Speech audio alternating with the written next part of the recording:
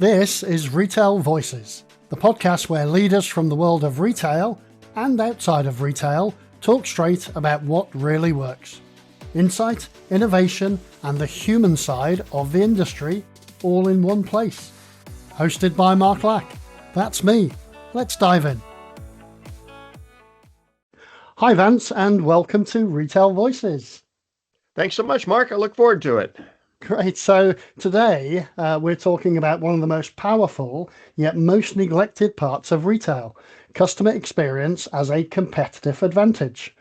We're joined by Vance Morris, former Disney leader, author, speaker, consultant, and the founder of Chesapeake Service Solutions. Vance opened Chef Mickey's at Walt Disney World, led Disney teams, and has since helped companies like Legal Seafoods, Rainforest Cafe, and countless others adopt the Disney way of service, then tailor it to their own brand DNA. Now he coaches businesses on how to deliver signature moments, improve profitability, and use direct response marketing to turn customer experience into a money-making engine. Today, we're bringing that magic to retail. Vance, I suppose we should really start with your origin story. Let's start really with that background. What did Disney teach you about service that most businesses still don't understand today? Sure. One of the first things that I learned, and it wasn't, how to smile or point or be nice to people. It was actually processes and systems. Disney runs on processes and systems.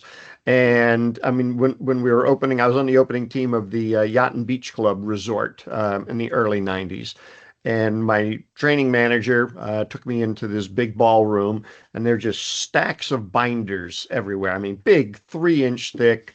This is before computers and internet and all that stuff. So, and I asked, I said, what is all this? He goes, well, these are all of the SOPs on how to open and operate a Disney resort. And they had it broken down for, the bellboys, the server in a restaurant, front desk, everybody had this big binder for their position. And I said, well, doesn't that, stifle people? And he goes, no, it actually gives people more brain capacity, because if they don't have to think about doing their job, if they just follow the system, they now have brain capacity to do the nice things that Disney is known for, the taking of pictures and autographs and all the nice things that Disney's just become known for. And I was just thoroughly amazed by that. And of course I had to test it out, and he was right. So I've taken that. I hate it when people are right, but I've taken that and I've put it into countless businesses, my own businesses. So even today, this is actually our 19th year. I own some home service businesses. So everything I talk about, I've done in a mold company or a carpet cleaning company or what have you.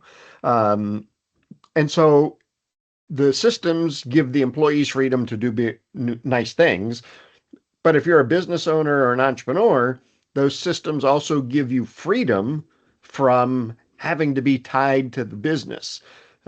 So quickly, about 8 years ago, I was able to put a manager in place of all of my service businesses. And now I spend 90 minutes a week on those 3 businesses, because I have systems in place, a marketing system, an operations system, client retention system, et cetera, et cetera. That's excellent. I remember when we were setting up one of the businesses where we did the startup in Indonesia. And in fact, the first 18 months, we basically spent a lot of time setting up the initial systems so that we weren't scrambling once we opened the store itself. So I think I wrote something like 200 SOPs at the time. I believe it. Yep. And that's just for a retail store, but it was for each department had their own process. Each department then had to look at how they interlinked, how they crossed over. But what it did mean was that as soon as we had the first store, we were ready to go. The employees had been trained because they'd had these SOPs, they'd looked at them, they'd understood them, they'd questioned them. In some cases, because we tend to bring in a store manager first, that when we open a store, there are two first employees, a store manager and the maintenance manager, because the store manager needs to know what is happening when the store is being built, and the maintenance manager needs to know where all the pipes and wires have been Right. hidden. Yeah. So again, as these guys started to come on board, they would look at the SOPs that we'd already written, and start to rewrite them. Because I haven't done Certainly. pure store operations myself for a number of years, and these guys do the job every day. So it's actually good to say to them, okay, what is missing, what is not needed, because it's just too much information. And you're saying about the binders. I remember the SOPs we used to get, and they were like this Yeah. thick, Yep. and it was almost like somebody's job just to write the SOPs. And I think the funny thing when I started doing them for the business in Indonesia, the funniest thing was that my very first SOP was how to write an SOP. Yeah. Yeah. I mean, it's funny. I mean, we chuckle about it now, but I mean, they become extremely powerful, especially for employees. And when it comes time for reviews of employee performance, there's so many bosses out there that you will compare Bill to Sally. Oh, Sally does it this way. Why? But that's not fair. You Yeah, need to compare Bill to the standards that you've set. So that's one. And then two, it's the training that's ongoing. So, I mean, if you're not employee number 2 or 3 and you join a couple of years later, well, you want to make sure that those SOPs are guiding the training as well. So you don't want Sally, answering the phone one way and, the SOP says something else. And now, the trainee is confused. And they're probably like, well, the book says to do it this way. You're doing it that way. What do I do? So, yeah, I mean, just those systems are they're paramount in every business. absolutely, absolutely. I mean the opening of Chef Mickey's at Walt Disney World, that must have been quite fun. So, what were some of the early operational or service lessons that shaped your thinking back then? So when we were opening Chef Mickey's, we had a mission that was extremely powerful, so much so that we were able to get other departments to help us. And the mission was to get Mickey Mouse through 400 seats in 43 minutes and make it feel like it was a great time. So, it's a very big restaurant. And you may be wondering, 43 minutes, where did you get that? Well, in our restaurant, it was the average table for two dined for about 43 minutes. So if the mouse didn't get Okay. around to them in 43 minutes, they were sitting there waiting for Mickey. Now they're getting cranky because they're waiting and Mickey hasn't been there yet. They got places to go. And also the line out the door is waiting for that table. So it was important for us to get the mouse through. And so we went to each individual department. We said, okay, look, we got to get the mouse through in 43 minutes, make it feel like it's a great experience. Can you help us? So we went to the bus boys and we said, okay, guys, how can you contribute to getting Mickey through the dining room faster? He goes, well, when we're clearing tables, we're going to take the salt and pepper shaker, the creamer, the sugar boat, and, everything off the table to clean it. And then we got to put it all back. If we just had a little basket to put all that stuff in, we could just move the basket, wipe the table, put the basket down. Great. So we got the guys a basket. And, we saved, I don't know, 36 seconds doing that. But when we compounded everything, it really contributed. And so we went to the entertainment department and we were like, look, Mickey gets caught up all the time when somebody's having a birthday, bar mitzvah, divorce, wedding, whatever. We need to have like a general celebration every 43 minutes. And so we created a celebration song. Um, and then our mission was so powerful that I was actually able to get other departments to help us. So this was a all-you-can-eat buffet. In the evening, parents seemed to just let their children do whatever the heck they wanted, and they usually started with dessert. And so we had this soft serve ice cream. It's the machine, you pull the lever and the ice cream drops out. And these kids probably would have 2 or 3 bowls of ice cream, all the toppings and everything. Well, they've been out in the sun all day. They're malnourished, dehydrated, and then we just shove all this sugar in them. Inadvertently, somebody's going to get sick, and it just all comes back out. Well, our mission was so strong that we were like, we need somebody to come up here and clean this up. So I got the housekeeping department. I called them up. I said, hey, our mission is mouse 43 minutes, 400 seats. We are not professional cleaners. When somebody, vomits, can we have one of your housekeepers come up immediately and clean it? And the housekeeper the executive housekeeper immediately was like, no, I'm not doing that. So I had to get my boss involved. And the boss was like, look, 43, this is an $80 million a year restaurant. You're going to get a housekeeper up there to clean up, because if I had to do it or a busboy had to do it, it's taking away from the overall mission. So that's how strong the mission was. And opening it was exciting. I mean, we did have, we did create the SOPs from scratch. And we did it, though, based on creating a perfect guest story. And so we write the story of the perfect guest experience at Chef Mickey's. And it starts, when they arrive at the hotel. So the valet, unpacking the bags, getting things out of the car for them. And they'll notice, oh, you're wearing a Mickey Mouse shirt. Oh, well, you know what? You need to go up to Chef Mickey's because that's where Mickey Mouse is. And so, again, our mission was so powerful, we're even getting the valet to talk about us. Wow. And so, Wow. and the story was important because that's what illustrated how the entire sequence was going to go for the guest.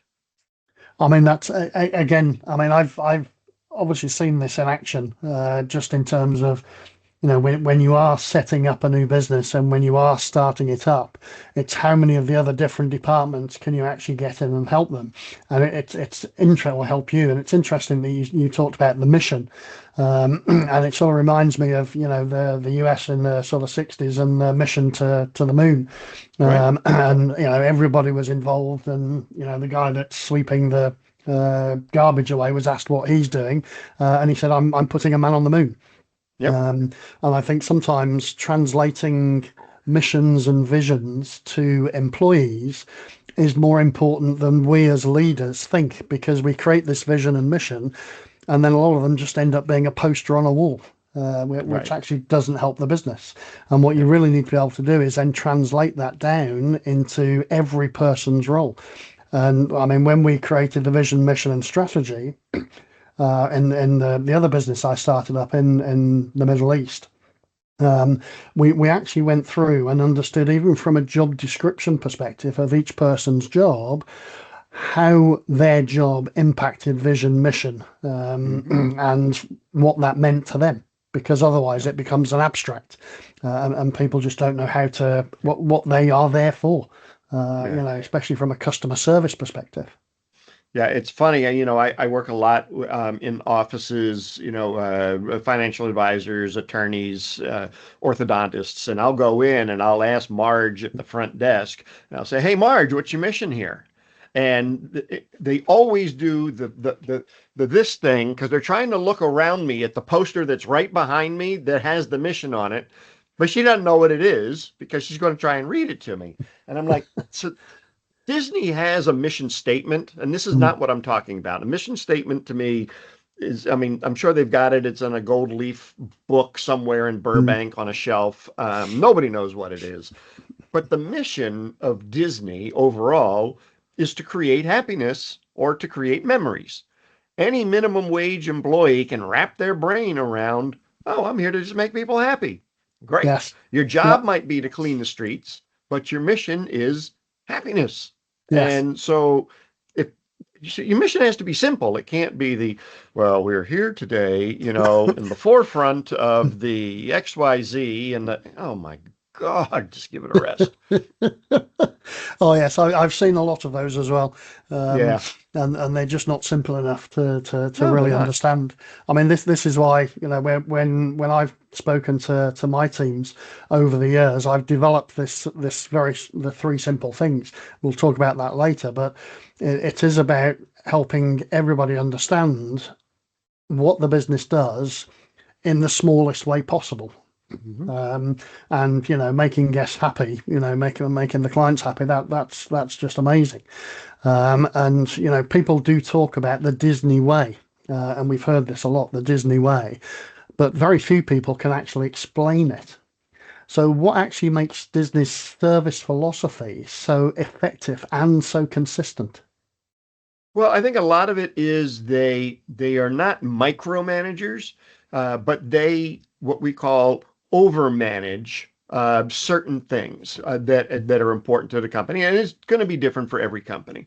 Although I think one that carries through is attention to detail. So, I mean, Disney is fanatical about their attention to detail. I remember sitting outside having a cup of coffee, and the landscaping guy was coming around with his snippers and trimming the bushes. And then, not 5 minutes later, his supervisor is coming behind him with her own little pair of scissors and snipping the little parts that he may have missed. I mean, that is fanatical attention to detail. And if you think about every detail in your business saying something, Disney calls it everything speaks, but every detail in your business either enhances or detracts from the experience. There is no middle ground. So if you have a dusty house plant in your showroom, well, that's detracting. It's like, oh my God, okay, well, are the clothes clean, or is the, whatever you're selling? I mean, is there what am I getting? Because that's immediately where people's minds go.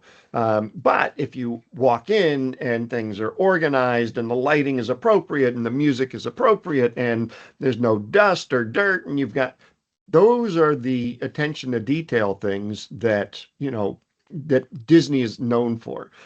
So certainly, I think attention to detail is one.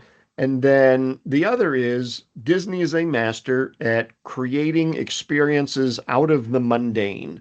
So there's all these boring things that we have to do day in and day out to keep the business up and running. Disney's just figured out a way to make it exciting or an experience. Answering the telephone. Disney's just figured out a way at each one of their properties how to answer the phone, or greeting a guest when they come in, to the lobby or something. I mean, those are all things that have to be done. Disney's just figured out a way to make it interesting and fun. Yeah, and again, that you don't see in places because as retailers, and I've partly been responsible for it as well because I've been a retail leader for 20, 30 years now. What we've done is we've ended up making everything so efficient that we've taken people out of the equation. We've taken the human being out of the equation. And sometimes now walking around a hypermarket or a supermarket, it's basically a big beige box with very long rows of beige shelves, or Right. black ones if you want to feel a bit more premium. Yep. Um, and we put on the shelf beige products. It's all the same products and it's all the same layout. And then we've started recently to take away the service department, such as the butcheries, the deli counters, the fisheries, the bakeries, and we've made shopping for food, which is something we need all the time. We made it boring and just a Mhm. commodity. What I've been trying to do over the last 5 to 10 years is make that shopping experience what it should be, which is just an assault on the senses because you should be able to smell and touch and feel and see and hear what's happening with these products. I want to go into a store and hear a butcher with a big chopper Yep. chopping a carcass apart. And at the same time, I want to go to the deli counter and have a chat with the cheese specialist about, okay, I'm having Yep. a dinner party next week. What cheeses should I be looking for, to Right. surprise my guests? Yep. Yeah, no, that's brilliant. I mean, and in the U.S., we have a couple of grocers that do exactly what you're talking about, and they're brilliant at it. Wegmans would be one. Certainly, Trader Joe's would be another, and then Whole Foods, which was bought by Amazon. But there are still people there, and they're knowledgeable people. So if you go to, like, if I go to my local grocery store and I ask the guy in the produce section, hey, how do I tell if a avocado is ripe or is going to be good? I get a I don't know. I just put them out. There's no education Yes. on the actual products that they're touching every single day. Same thing at the deli. I mean, can you recommend, a cheese that's going to go well with salmon? And they'll be like, look at me like I got three heads. I said, well, you're the cheese person. You should know this, right? But if you go to a Whole Foods or a Wegmans and you say, hey, here's the menu I'm thinking about. Can you help me select, the ingredients and what's going to pair well with each other? They're like, I mean, it's like them leading you on this beautiful expedition of getting the ingredients you need. And the thing is, though, is you will pay for that experience more Yes. than you will pay for the plain grocer. And Disney's the same way. I mean, you'll Mm. pay $200 for one day at Disney.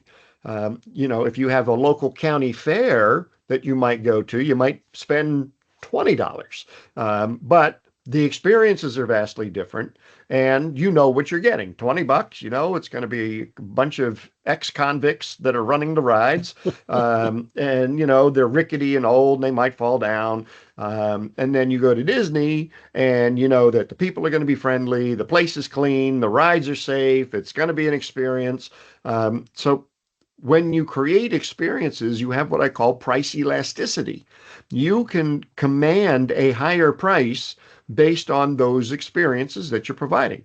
Mm. Both grocery stores have the same cheese, but Yes. in one, I've got somebody who's knowledgeable about the cheese and can lead me around, and the other one's just an idiot, for lack of a better Yeah, term. it is, and I mean, I've seen it, again over the last few years, and we have a couple of big retailers here in the UK, and it's almost soulless now going around the store, um, and their availability is awful. The staff are quite good, um, but they are the biggest supermarket in the town that I'm living in at the moment.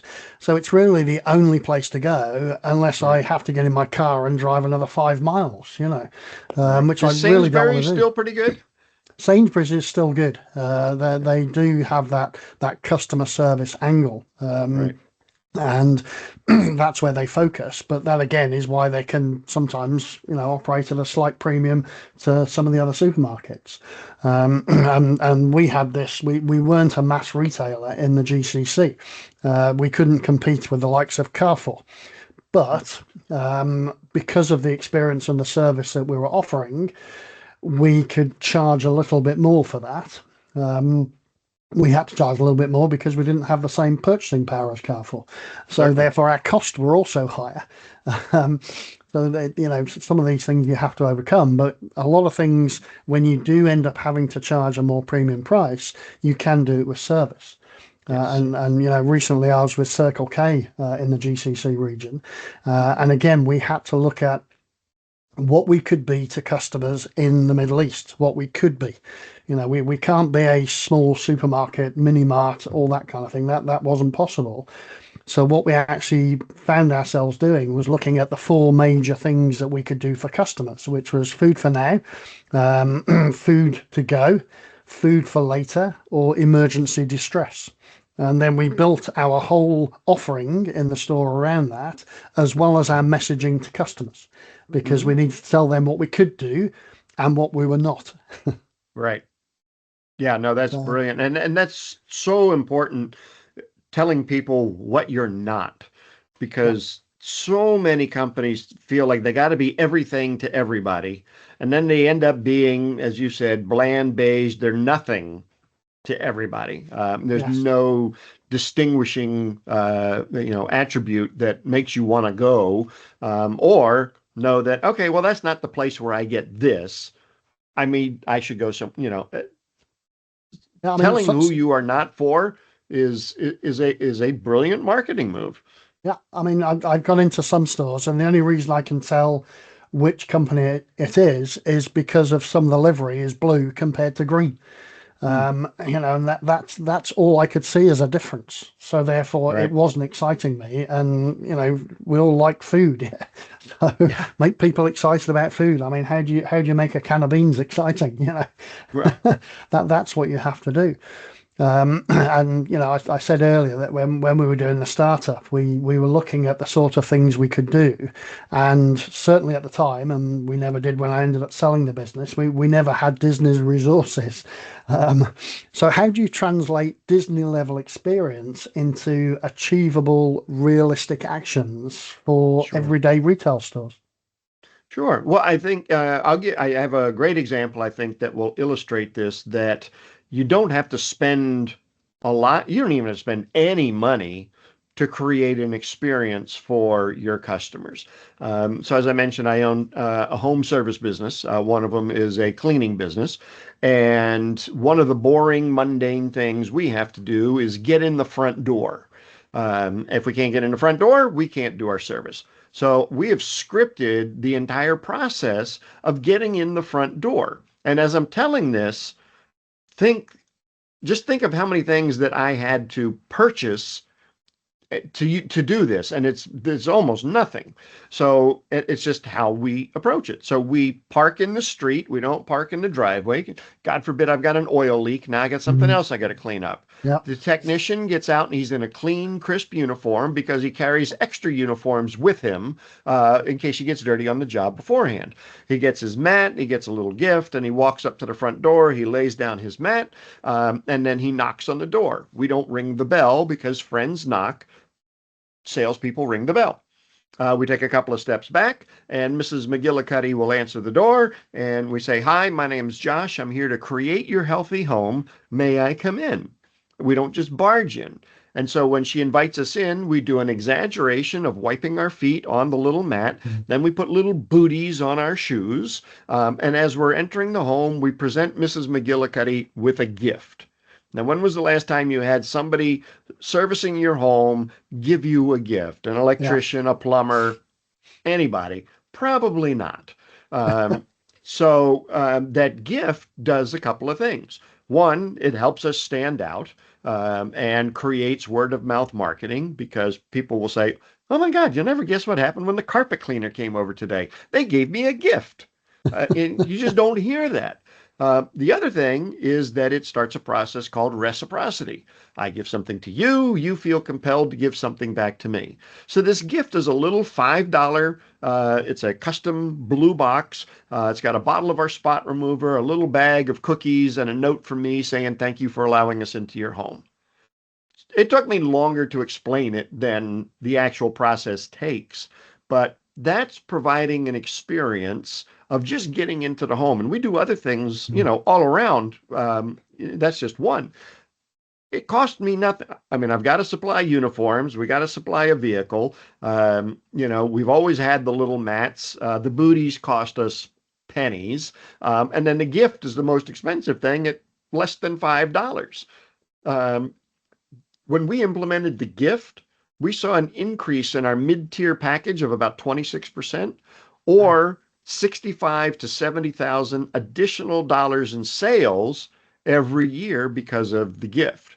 So, yes, there was a little investment, but the return on that investment was absolutely amazing.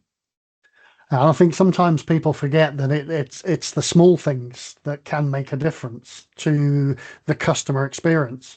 And this is why we talk about the greeting in the Sure. stores. When customers are walking around. And I've seen some interesting ones. There was a clothing retailer in Dubai in the UAE, and what they had was two different color baskets. So one color was if you were okay getting assistance from somebody, and the other color was saying I don't need assistance.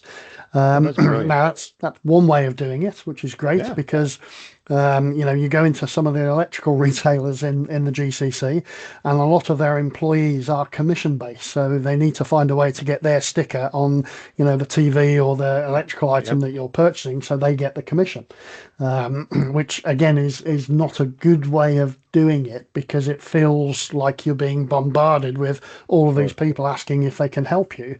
Whereas another retailer decided, okay, I'm going to give you two different color baskets. Yep. No, He that's had to have the brilliant. baskets anyway. Um, Yep. so it's like the old. I think there was also I think it was in Asda, a grocery retailer here. where they used to have a red cap in the head office, and every employee had it. And if you put the red hat on, it means you couldn't talk to them because they were busy doing something and Okay. couldn't be disturbed. Oh, Um, wow. because sometimes you get so many interruptions that you just think, no, I don't want to be disturbed, so I can put my red hat on, focus on something, and then once I take my hat off, then you can come and speak to me. Yeah. I think one of the areas that a lot of retailers miss out on with the experience is after the customer has given you money, that seems to be like the end for most retailers. Like, oh, we got the money, see you later. That's the point where you need to be creating this emotional connection with your customer, and you have somebody open the door for people when they come in. Well, they just bought something from you. You don't have anybody to open the door for you when you're leaving. Makes no sense to me. So I mean, if that's just a transaction. That's not an experience. So yeah, you get you give your credit card, you get your merchandise, and now it should be hey, if you really enjoyed this the shopping and you're happy with your purchase, we have a newsletter list that we can put you on, let you know about specials and events and things that are happening in the store. That's the perfect time because you're happy because you just made a purchase. You have the endorphins going through Yes. your Yep. brain. And then, you can I help you with the bag as you exit the store? Or with your purchase. Just they get the money and that's it. That's where they Yes. stop. It It baffles is me. a stopping point, which is crazy. I mean, a few of the things that we used to do again to assist the customer's experience. If we've got a hypermarket and we've got 75 checkouts all going bananas because it's a Saturday afternoon, um, sometimes the supervisors would stand on the wrong side of the checkouts, so they're standing on the Hmm. back side. And I've said to them, look, get out to the front side where the customers actually are, and then you can monitor them and move them about from the queue perspective to Yep. make sure that they are getting into better queues. And then at the second point is actually the other side of the checkouts.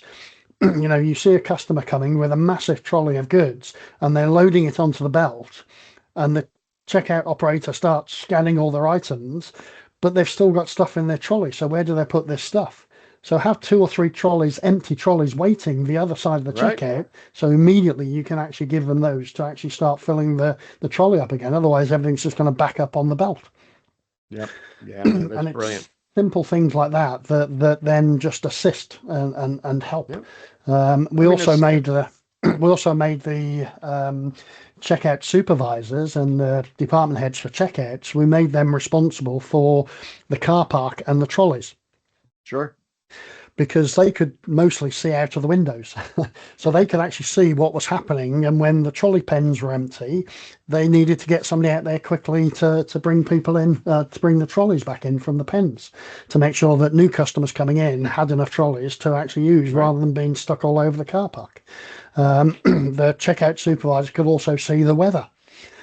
Now, seeing the weather is useful because if it's raining, then roll out that little kiosk of umbrellas that we have, that are usually stuck at the back of the store because Right. nobody generally buys an umbrella ad hoc. They buy one when it's raining. So then roll it Yeah. out once it's raining, roll it back once it stops. I mean, that's how Um, Disney makes all its money on a rainy day. Everybody buys the Mickey poncho, and every time it rains, they make $1 million. So that's amazing. Yeah, I wish I made $1 million every time it rained. yeah, One of the other things that we know about Disney at the same time is the signature moment of Disney, but we can also do that in our own environments. So, what are they, and why do customers remember them long after the transaction? well, so Disney understands the theory of primacy and recency. So if you think back to that psychological piece, you will remember if I gave you a list of 15 items to go shopping for, you're going to, and ask you to memorize them, you're going to remember the first two or three, you're going to remember the last two or three, and then asparagus in the middle is going to get forgotten. That's just the way we are as humans. Disney understands this as well. So they want to make sure that when you are coming to the park, that you have an extraordinary parking experience. Because if you have a great parking experience, you're going to be happy. And happy people spend money. Crabby, grouchy people, they don't have fun, they don't spend money. Disney also knows that you need to have a great exit experience because that's the last thing you're going to remember. So that's why Disney calls it the kiss goodnight. So that's why they have the fireworks at the end of the day because they want you to forget about all of the long lines and the heat and the humidity and the expensive food. It's the fireworks go off and your little cherubs in your arms and they whisper into your ear, "Oh daddy, this was just the best day." I mean, you just melt, right? Disney knows this is all intentional. Disney knows this stuff. And then when you get out to the parking lot, they've got the system to make sure you can find your car quickly and be able to exit. Because if anything mars that, it's now going to be, "Oh yeah, Disney was good. Had a hard time finding my car." Now, was it Disney's fault that you forgot where you parked? Well, yes, it really was, because that means Disney didn't have a system in place to help people find their vehicles. And we can do that in our own businesses. How do we create that kiss goodnight?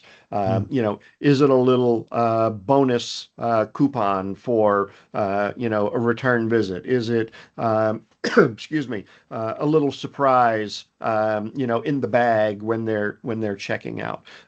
Is it, "Oh, you know what? We have valets that will go out and get your car on a rainy day and bring it to the front, so that all you have to do is unload your groceries into the car and off you drive." There's so many different things you can do that, again, you just take the employees that you have and you reassign them a little bit, and you can create experiences out of seemingly things that would detract from the experience. I mean, you can't control the weather, No, but you you can can't. control how your how your employees react. "Oh crap, it's raining. Great. All right, Sam and Bill, you're now going out and helping guests unload their groceries in their cars so they don't get wet."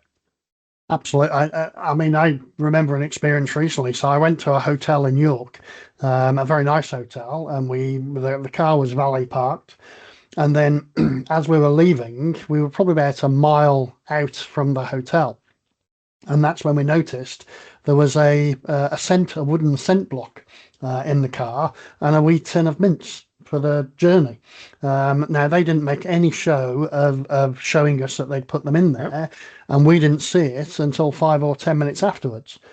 But every time I get in the car now, I see this scent block, this wooden scent block, and it's got the logo on and all this kind of stuff, Yep. and the wee tin of mints.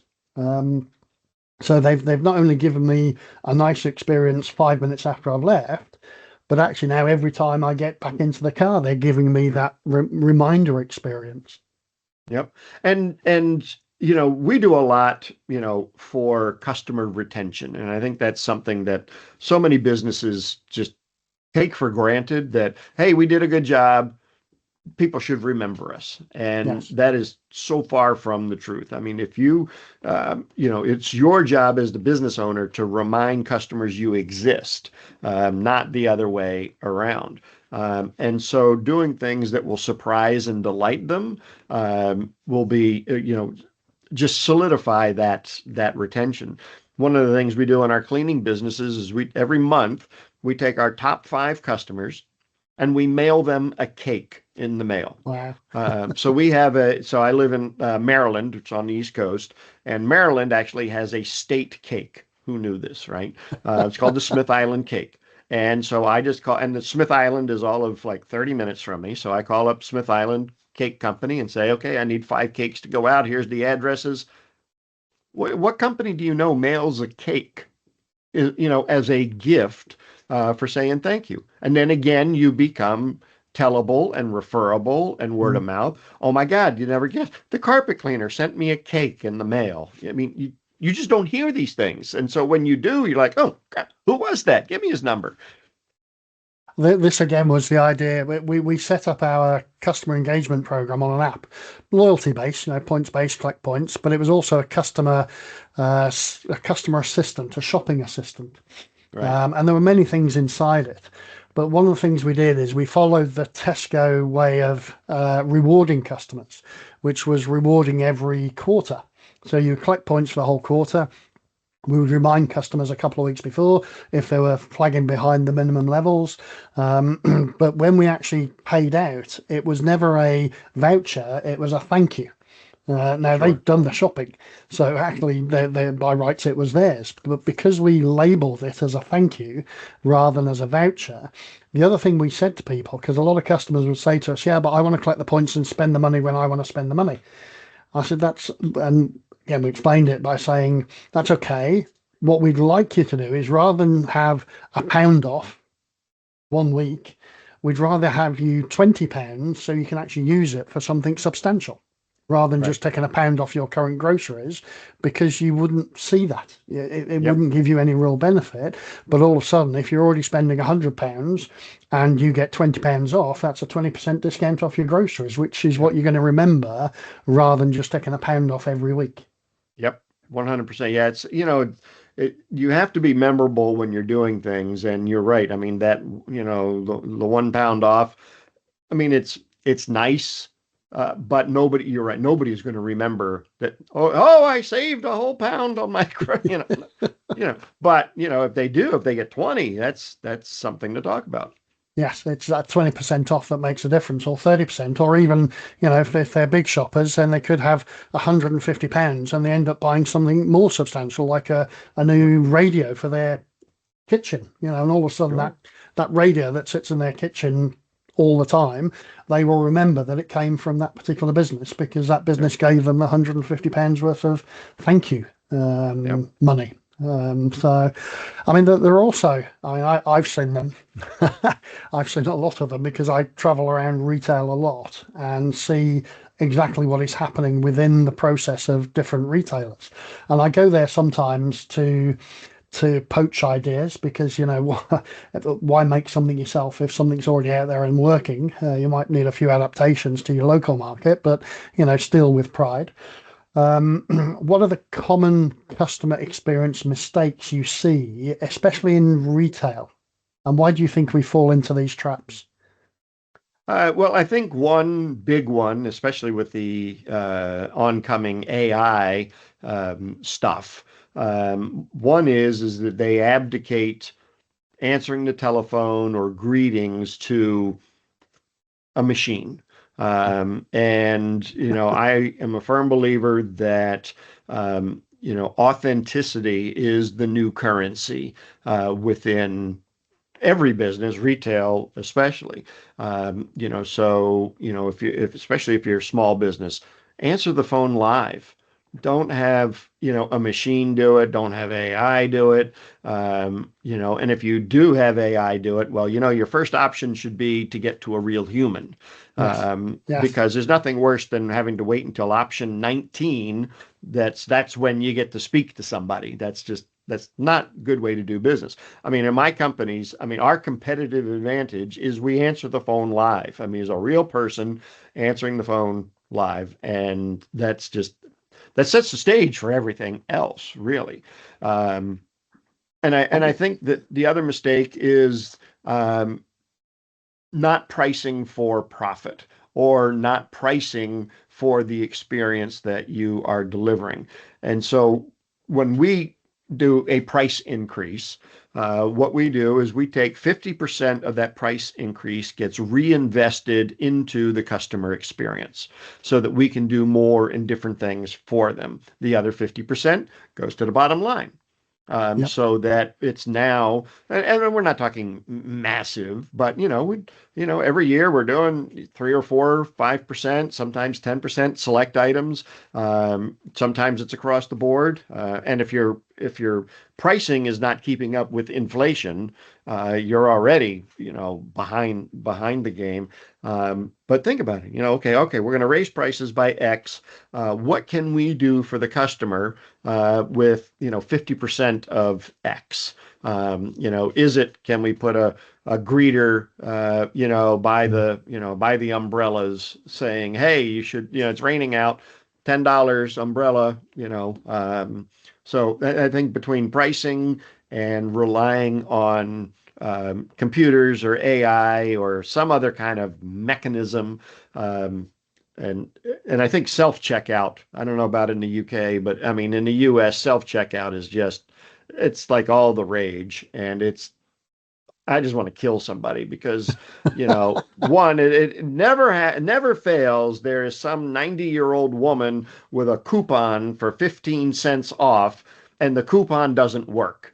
And she just gums up the entire process because she's standing there waiting for somebody to come over and get her 15-cent coupon to work. Yep. I've even offered, I said, ma'am, I don't have any change on me, but here's $1. Would you Yeah. please get out of line? And he goes, no, no, no, that's not the point. I want my 50. I'm like, oh my goodness. So losing that human touch is really where I see so many retailers, getting behind. I mean, there's nothing worse than not being able to find somebody when you have a question. I mean, I have abandoned purchases because there's nobody around. I've walked into the store, we have a couple of nice department stores. I go in and get a shirt. I'm happy that nobody bothers me while I'm getting my shirt. But when I'm ready to check out, there better be somebody standing at the register. And I've stood there for 2 minutes, 3 minutes. That's a long time. Yes, You that know, is. It I mean, is. it's just a long time. I mean, you don't think 3 minutes is long, but if you're standing there by yourself in complete silence, three Yes. minutes is a long time. And Oh, I just it left the is. shirt on the counter and walked out. And I mean, so many retailers are missing this. I mean, it's interesting you talk about, telephone calls and people dialing into retailers, but also things like the customer service desk that used to be in the stores. They are now no longer manned. When we started up the business in Dubai, the first thing that we did is because we were opening supermarkets in community locations where we might be the only grocery retailer on a plot with 1,000 or 1,200 villas or 3,000 villas. I personally joined the community Facebook page Yep. because each community had its Facebook page, and that's how old I am. My younger listeners will think I'm a real old fogey now because I'm still on Facebook, but that's okay. It But still I works. joined. It still works, and like I say, I joined those community pages so that when people do like to put things on them, and if they've been down to our store and they found that something was out of stock or something was this or something was the other, and they make their little complaint known to all of the community, I could pick that up very, very quickly. So at first, when we were opening the stores, it was just me on it, and I picked up all. But once we got to a critical mass of stores, I couldn't be the sole, provider for that. So I started bringing in the store managers. So myself and the store manager would be on the community page. Now it was interesting because the first few times that I actually responded, everybody thought I was a bot. They thought I was just some low-level employee. And I said, no, I'm actually the CEO of the business. And if you want, I'll come to the store now or within the next hour. You tell me when you want to see me at the store, and I'll come down to the store and I'll show you. There's me on Facebook speaking to you directly. And that, we got a lot of benefits from that because it meant that, 99% of all problems that came up because there was a complaint or there was a problem or whatever, 99% of the time, the customer actually removed the complaint off the community page. So Right. not just it was resolved, but they actually deleted it. Right. So that was excellent. That was really good. And I think a lot of retailers are playing with fire, going down the route of, okay, let a bot do it, let an AI do it. I mean, I've got a bot that can pay my suppliers when they're due to be paid. That's perfect. That's what that bot is for. But I shouldn't have a bot to listen to a customer complaint. It's a people business, and it's humans that we're serving, and they are being served by humans. And interestingly, the self-serve thing. And the self checkouts, I was against them and against them and against them and against them, and I didn't introduce them into the business I started up and then sold. But when I joined another business, they had already gone through the process of doing all of the work for installing these things. And we ended up with three different levels. So we had the checkouts themselves where you could be served. We had the guns where you would walk around the store and actually scan the items in yourself and then go through, pay it at their desk. And then finally, we had the self-serve kiosks where you would scan it through yourself. And on speaking to some customers said, "Yeah, I don't want to wait at the checkout. I want to be able to get through when I'm ready." And you tend to have more of these units available than you do, cashiers on the checkout itself. And we had a policy of 1+1. You can only have one person queuing, one person being served.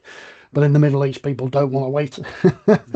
So, and sometimes I just couldn't physically open any more checkouts. And we had stores in Mecca and Medina, and as you can imagine, during the Umrah and the pilgrims visiting, some of the stores were just completely overwhelmed by customers trying to get a bottle of water or whatever. And one of the things we introduced there was a mobile checkout based on an iPad, so that then the guys could actually go around and say, "Okay, what have you got?" They'd scan the items. "Okay, done. Yeah, okay, give me a card." Blip, there's your receipt. Off you go. Yep. And because we physically couldn't put any more checkouts in the store, so this was a solution for it to get them through.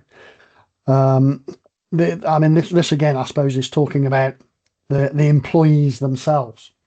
And Disney is known for getting employee behavior right from the start. So what training principles should every retailer beg, borrow, steal, and apply immediately? Yeah, certainly. So one is Disney has what we would call engaged employees. It's not ownership, the feeling of ownership. Oh, you need to have an ownership mentality. And in a, $100 billion company, I only own X number of shares. I'm not an owner, but I can be engaged. And you do that by getting their input on business problems, business ideas. And a lot of the best ideas at Disney came from employees. We mentioned, the parking experience. Disney had a problem of lost cars. It wasn't Disney losing the cars, it was the guests losing the cars. And so when the guests arrive, usually, it's we'll park in Pluto 16 or Goofy 10, all the rows are labeled. And the wife would always tell the dad, "Hey, write it down so we don't forget." What does dad say? "I'll remember." Yeah. And so at the end of a 12 or 14-hour day in the park, they come out sunburned, malnourished, dehydrated. And the wife goes to the husband, "Okay, where do we go?" And the husband's like, "Oh, crap, I don't remember." So we started calling our parking attendants marriage counselors because they saved so many marriages. They said, well, so Disney's solution to this, though, was to come up with a very simple logbook. And okay, at 8 o'clock, we park Goofy 16. At 8:05, we park Goofy 17.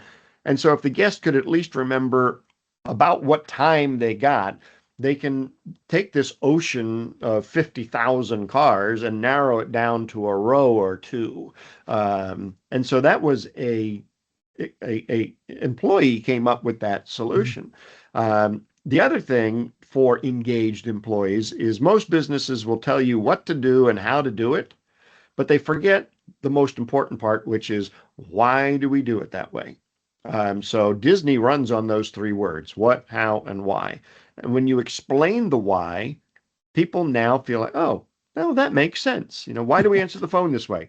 Well, because it makes people, gives them information, makes them feel comfortable, and they feel at ease when they're talking to us.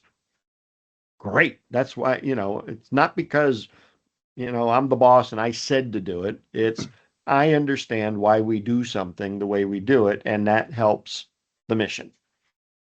Yeah, and I used to say to my team, again, we go back to the SOPs, and the simple way of looking at it is if you've got an SOP and we did the audit and it wasn't working and we were getting low marks, you have to question, why are we getting low marks? Why are people actually not following that process? Maybe the process itself is not the right process. So then it has to come back to us to say, let's also look at the process, not just look at the audit result. So what we used to do was bring it back to the team and say, okay, what problem are you actually having with this process itself? And the way I used to explain it to them was, look, if I tell you as a business that you've got to hit yourself in the face to make a sound, eventually that's going to start hurting. And you need to tell me that it's hurting. And you need to tell me when it's hurting. And what we need to do is make a sound coming from slapping your face. So then we can find another solution. And maybe we start doing it like this. Now, that doesn't hurt as much. But eventually that will also hurt. So another 6, 12, 18 months down the line, we need to look at a separate process that says, how do I still make the sound that I need to get from slapping the face? Because that face slap is important. And I think this is how we evolved all of our SOPs over time to make sure that the people involved in them, or the people doing them, are actually involved in the development of them in the first place. Yeah, certainly. I mean, it's vital to have that level of, people come in. And one of the things that, you talked about, the creating the sound, but changing it over time, is one of the things that, people might be listening to this podcast and might say, oh, well, Vance, you've got it all set. You've got this procedure for getting into the home and it sounds wonderful. Where do I start? And I'm like, pick one little thing and start there. It's called iterations. So we're going to start, like if you order my book from me, not from Amazon, if you order it from me, if you order from Amazon, you're going to get it in a little brown box or a little brown envelope. If you order the book from me, you're going to get the book in a custom box. And then I'm like, oh, well, it's a book. I should probably put a bookmark in there. So a couple of months later, I had a bookmark made. Oh, wait, the bookmark should have a tassel. So a couple of months later, put a tassel on it. Oh, it should have a pen. Okay, great. So I put a pen in the box. Now, that happened over the course of like 2 years to get to the box that I have now to send out my book to customers. So it's iterations. Don't think you have to have it perfect right now. Just pick one little thing and do it. The version 1.0 and then 1.1A and 1.1B, and then all of a sudden it's 1.3, and then all of a sudden, 12 months, 18 months, 2 years down the line, you're thinking, okay, maybe I need a full look at this, and it becomes version 2. Right. And to your point, version 1 is better than version none. Yes, absolutely. Absolutely. And you see so many businesses are like that. And especially, some of the businesses in the developing countries where I've been to. You walk into a business and you think, okay, how are you operating without an SOP? Oh, well, this guy knows how to do it, so he trains this guy and he says that guy. But what you get is this dilution of what you should actually be doing, and the actual process itself is not really being followed because, Barney that was doing it 5 years ago actually left. And now you've got John who's doing it, and you think, okay, what the hell is going on here?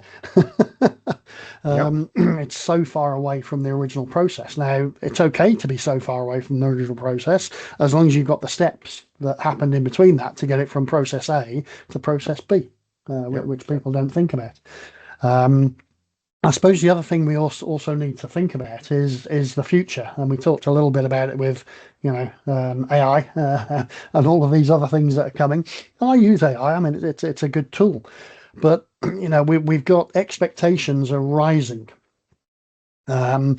because of the nature of all of the inputs we're getting at the moment. And I was speaking to somebody the other day about my TikTok views that I get. And there's like a 0.9 second swipe rate on my videos and music stuff I do. Patience is also shrinking. So you've got the one end expectations going up and patience going down. How do you see the role of customer experience evolving over the next 5 years?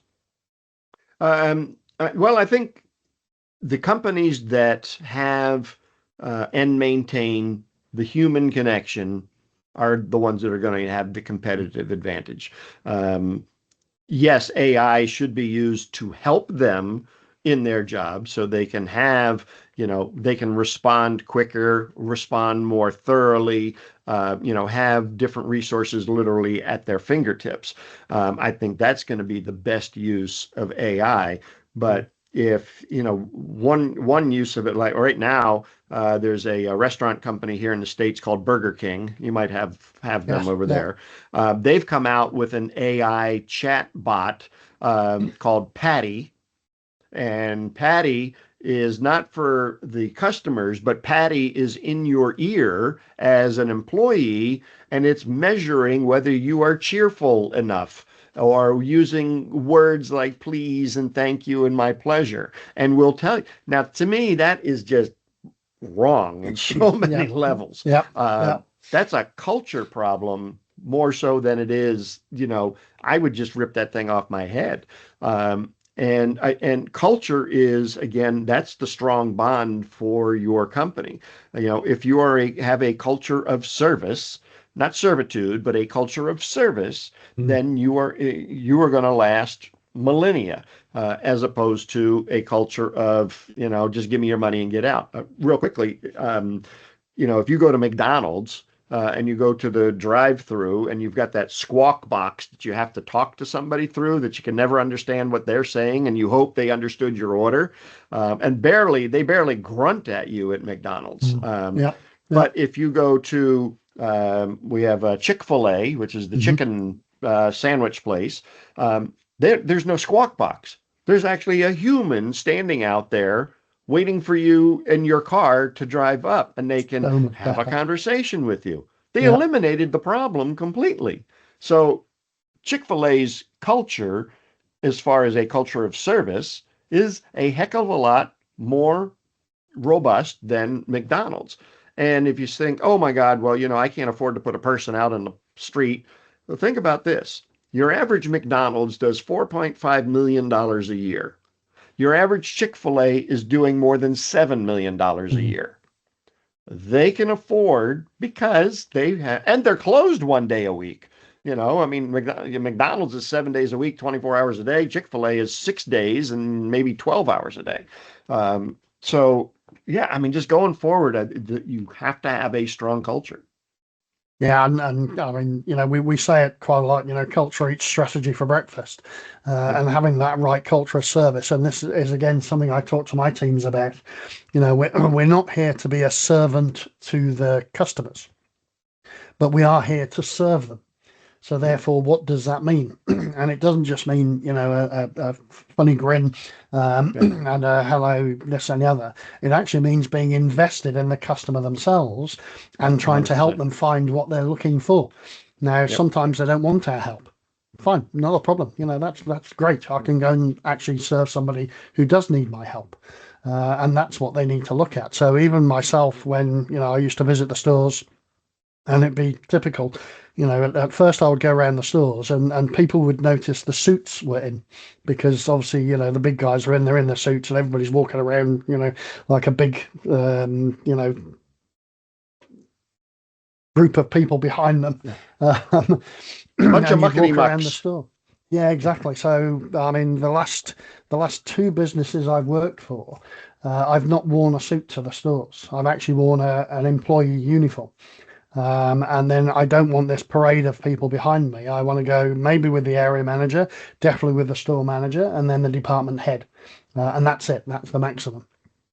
I don't need this entourage of people with me. And then I can go around the store and I can actually speak to customers, Yep. as I go around as well, and see what they're doing, see what they're thinking. And then it's amazing the the difference in the customer communication when I'm in just an employee t-shirt with my name badge, Mark, that's enough, no CEO, no nothing, just Mark, compared to going around in a suit. Because customers are all of a sudden, okay, he's the big guy, let me go over and tell him what's for. Whereas just this other guy going around, okay, how you doing today? What you looking for? What's missing? What's good? What's bad? Oh, it's good you're talking to me. Oh, blah blah blah. Are you the store manager? Yeah, I Right. work for head office. I'm just doing a tour of the stores, just to make it easier. And just having those conversations one to one with customers is amazing, absolutely Yeah. amazing. So, Can't be um, replaced. no, it can't. It can't. Because you speak to a store manager and he says, "Yeah, everything's great, boss," Yeah. because that's what he thinks he should say. And that's where Um, it goes downhill from there. oh, absolutely. Yeah, everything's great. No, it's not. Let me just point out to you the way it's not. The first one is that statement. So that means you're not trying, you're not looking. Um, as a tradition within Retail 101 online, I've always tried to break things down into the simplest way possible. We talked about this earlier. I said we'd come back to it. Yep. And so it's always about the three simple things. So, product on a clean shelf with a price ticket, greet the customer, scan the goods, take the money, that sort of thing. So if we look at what we've already discussed today, what would be the three simple things you would want every listener to remember about the session? Well, I mean, the big one, and this is the one that I talk about all the time, is we all have a lot of information. Some of us probably even have too much information. What we don't have enough of is implementation. Hmm. So take one idea that you got, from this podcast or something else you heard, and go and implement it. Because without it, you're not going to move the needle on your service or your profitability. You've got to implement. I think that's first and foremost. Certainly, map out your customer journey. We didn't talk about this, but take it from a customer's point of view, map out every interaction point you have with a customer, and then look at that and figure out where can we see the most bang for our buck? Where can we get the most improvement? And prioritize them. Like, oh my gosh, our carriages out in the parking lot are a disaster. They're everywhere. Okay, great. Well, maybe that's where you need to start. So that would be the second, and then worry about doing iterations. Just start with something. Say, okay, this is the process we're going to work on. Answering the telephone. Great. So maybe this week we're going to answer the phone in 4 rings. And maybe in 2 months, we're going to answer the phone in 3 rings. And just continue, or we're going to answer it this way. And we're going to just start small, start with one thing, implement it, and make sure that it's impacting positively the customer experience. Yeah, I mean, the one thing that struck home with me there is about mapping the customer journey and mapping the customer journey through the business, especially the stores, the type of stores we have. And when I used to visit the stores again myself, without the entourage, the first thing I would do is I would turn up at the entrance and I would put my hands out like this as though I got a trolley. And then the store manager would see somewhere and they'd come running down, and I'd sort of walk myself into the store. And it's like, okay, which direction do you want me to go in? What am I seeing first? What am I feeling as I walk into the store? And I think not enough businesses understand that. And one of the biggest mistakes we were making, we used to do the paper leaflets, the big sort of A4 leaflets with 20 or 30 pages in them of all the offers. And of course, best offers on the front, good offers on the back as well, this and the other, and then a mixed bag the way through. And of course, you walk into the store and you see this item that says, oh, this is basically what's attracted me to the store. And then I walk into the store and it's like, okay, well, where is it? It's not there. If this is the attraction, show it me first. Don't make it a treasure hunt because you want me to walk all the way around the store to find something. If you've invited me into the store with this offer, that's what I want to see first. So again, that's the sort of thing we started to change was, the items would then build up. As you went through the promotional leaflet, you can actually see them progressing through the store as well, which made that difference to connect everything together. Okay, those 3 things are fantastic. I'll make sure that we capture those for the for the team out there. Thank you so much for joining us today, Vance. That was absolutely excellent. Everyone, that was Vance Morris sharing what Disney taught him about service and how any retailer can turn customer experience into a powerful competitive advantage. It's now time to say goodbye from Vance. So goodbye, Vance. Thank you very much. Thank you, Mark. And of course, goodbye from me. We'll be back soon with another Retail Voices episode. Check out retail101online.com for more details on upcoming guests. And don't forget to subscribe and ring that bell wherever you get your podcast fix. Welcome to the Retail Education Revolution. Thanks, Vance. That was excellent.